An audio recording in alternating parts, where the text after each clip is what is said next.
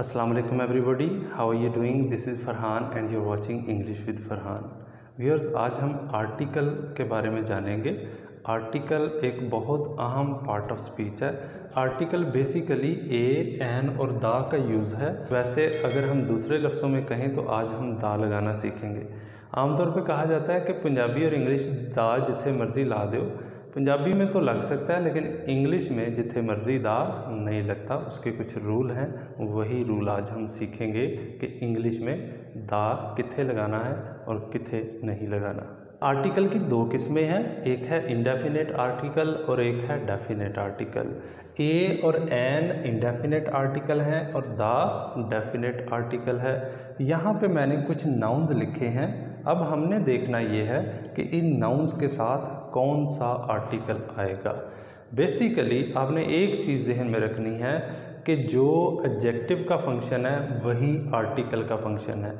Adjective किसी noun या pronoun के बारे में हमें बताता है या उसको मज़ीद एक्सप्लेन करता है, लेकिन आर्टिकल किसी नाउन के साथ ही यूज़ होता है। जहाँ पे भी आर्टिकल ए, एन या दा यूज़ हुआ है तो हमें पता होना चाहिए उससे नेक्स्ट वर्ड जो भी है वो नाउन है। सम टाइम एक्सेप्शन ज़रूर है कि ये किसी एडजेक्टिव यानी सुपरलेटिव डिग्री के साथ भी लग जाता है, लेकिन आम तौर पे ये किसी ना किसी नाउन के साथ लगता है। अब हमने देखना ये है कि ए, एन और दा को कैसे यूज़ करना है।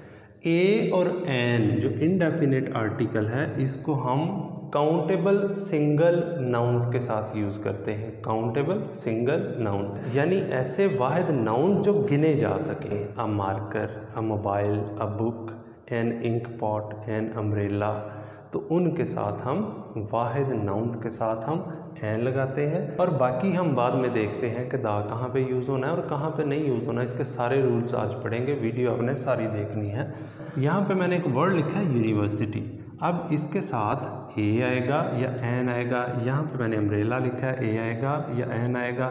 ईयर लिखा है, ए आएगा या एन आएगा। शाहिद लिखा है, ए आएगा, एन या दा। कौन सा आर्टिकल यूज़ होगा? कायदे आज़म है तो क्या लगेगा? रावी है तो क्या लगेगा? हेडेक है तो कौन सा आर्टिकल यूज़ होगा? नॉइज़ है, चेयर है, एम ए या एम एन ए भी हो सकता है, एम ए भी हो सकता है, और एस एस पी। इनके साथ ज़रा आप बताएं कौन सा आर्टिकल यूज़ होगा। यूनिवर्सिटी है तो आ यूनिवर्सिटी आएगा, एन यूनिवर्सिटी नहीं आ सकता।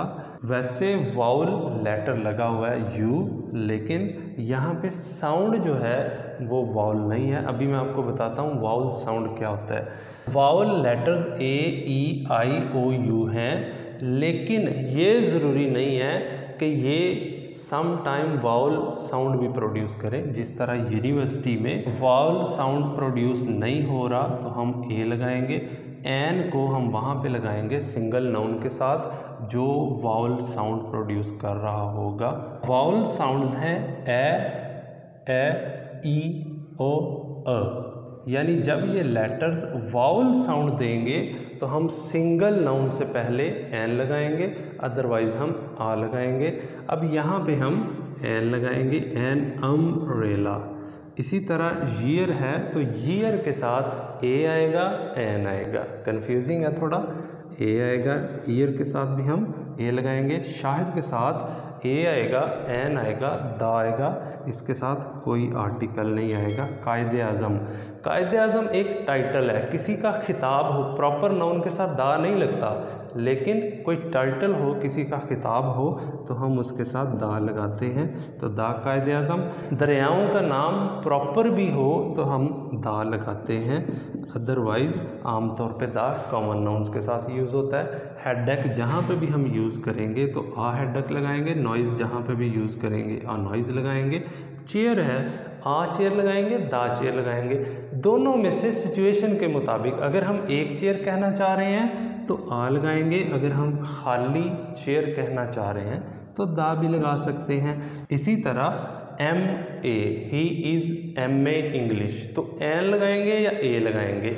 ऐसे तमाम साउंड्स जिनको उर्दू में अगर हम लिखें तो वो अलिफ या आइन से स्टार्ट हो रहे हों, वो वाउल साउंड हैं, उनसे पहले हम एन लगाएंगे। An M A, he is an M A in English, he is an M N A, he is an M P A, he is an SSP, NSSP।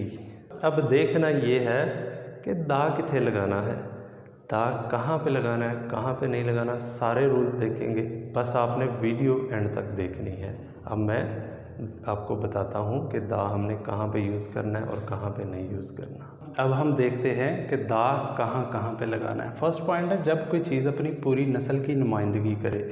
जब भी कोई चीज़ अपनी पूरी नस्ल की नुमाइंदगी कर रही हो, वो कोई जानवर हो या चीज़ हो, तो वहाँ उसके साथ हम दा लगाते हैं। जिस तरह the dog is a faithful animal, कुत्ता एक वफ़ादार जानवर है। यहाँ पे एक कुत्ते की बात नहीं हो रही, ओवरऑल कुत्ते की नस्ल की बात हो रही है, तो यहाँ पे हम दा लगाएंगे।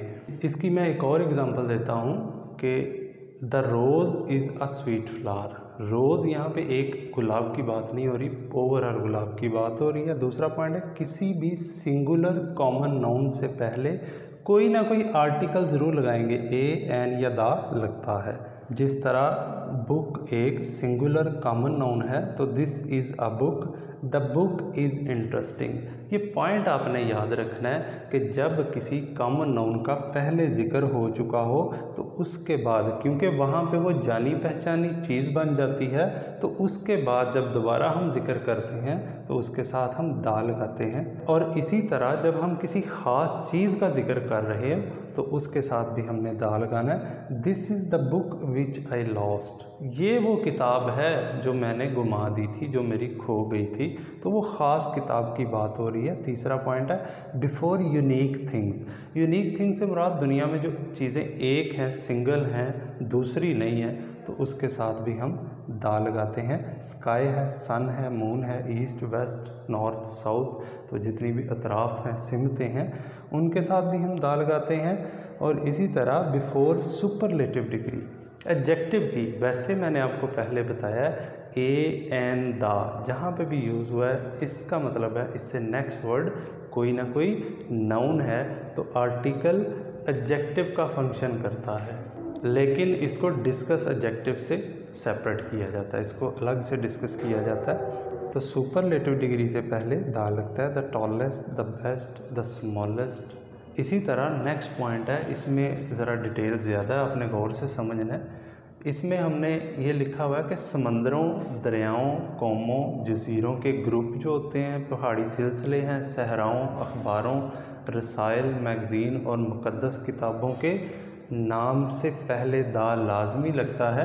अब पॉइंट यहाँ पे समझने वाला है कि प्रॉपर नाउन से पहले दा नहीं लगता, लेकिन इन सारी चीज़ों के प्रॉपर नाउन से पहले दा लगेगा। जैसे समंदर हैं, अरेबियन सी है तो the Arabian sea, the Pacific ocean, दरिया है the Ravi, the Indus, the Ganga, कौमें हैं the Hindus, the Jews, the Muslims, जज़ीरों के जो ग्रुप हैं। वेस्ट इंडीज़ एक मुल्क है जो जज़ीरों का ग्रुप है, इसलिए उसके नाम से पहले दा लगता है। द वेस्ट इंडीज़ पहाड़ी सिलसिले हैं, द हिमालयाज़, द कराक्रम, सहरा जितने भी हैं उनके प्रॉपर नाउन से पहले भी हम दा लगाएंगे।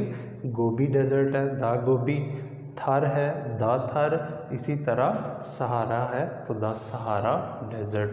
अखबारात जितने भी हैं, the Nation, the Dawn, the New York Times, सब के नाम से पहले दा लगेगा। इसी तरह रसाइल, रसाला जो है उसके नाम से पहले, मैगज़ीन का कोई नाम हो तो उससे पहले भी दा लगेगा।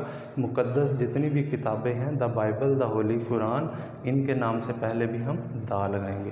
तो ये पॉइंट आपने याद रख लेने हैं कि कौन कौन सी चीज़ों के प्रॉपर नाउन होंगे तो उनके साथ भी हम दा लगाएंगे, अदरवाइज़ प्रॉपर नाउन के साथ दा नहीं लगता। नेक्स्ट पॉइंट है, दूसरी डिग्री से पहले भी दा लगता है, लेकिन हर एक के साथ नहीं, जहाँ इसका मतलब जितना उतना के मानिंग में हो। जैसे ये दूसरी डिग्री लगी हुई है हायर और cooler, the higher you go the cooler it is. अब जितना ऊपर जाते हो उतनी ठंड होती जाती है। जिन जिन व्यूअर्स ने सेकंड ईयर में द डाइंग सन पढ़ी है, उसमें एक सेंटेंस है, the nearer the star came the higher the wave rose. Nearer, near की सेकंड डिग्री, नीरर है उससे पहले दा लगा हुआ है, और हाई की सेकंड डिग्री हायर है उससे पहले दा लगा हुआ है। जितना सितारा करीब आता गया लहर उतनी ऊपर जाती गई। इसी तरह नेक्स्ट एक पॉइंट है कि दूसरी डिग्री के बाद जब ऑफ आ जाए, तो उस दूसरी डिग्री से पहले भी वैसे सुपरलेटिव तीसरी डिग्री से पहले दा लगता है। लेकिन ये 2 पॉइंट आपने याद रखने हैं कि दूसरा पॉइंट इनमें से ये है कि दूसरी डिग्री के बाद जब ऑफ आ जाए तो उससे पहले भी दा लगता है। He is the taller of the two, of आ गया दूसरी डिग्री के बाद तो इससे पहले हम दा लगाएंगे। ये हमारे वो पॉइंट्स हैं कि जहाँ जहाँ पे दा लगना है। अब दूसरा पॉइंट है कि दाग कहाँ पे नहीं लगना। अब ज़रा अफ्तारी का टाइम हो गया तो इसको हम कर लेते हैं यूज़ ऑफ आर्टिकल्स पार्ट 1 और नेक्स्ट वीडियो को हम करेंगे यूज़ ऑफ आर्टिकल पार्ट 2। उसमें हम सीखेंगे कि दा लगाने से कहाँ कहाँ पे बाज रहना है, कहाँ कहाँ पे दा नहीं लगना।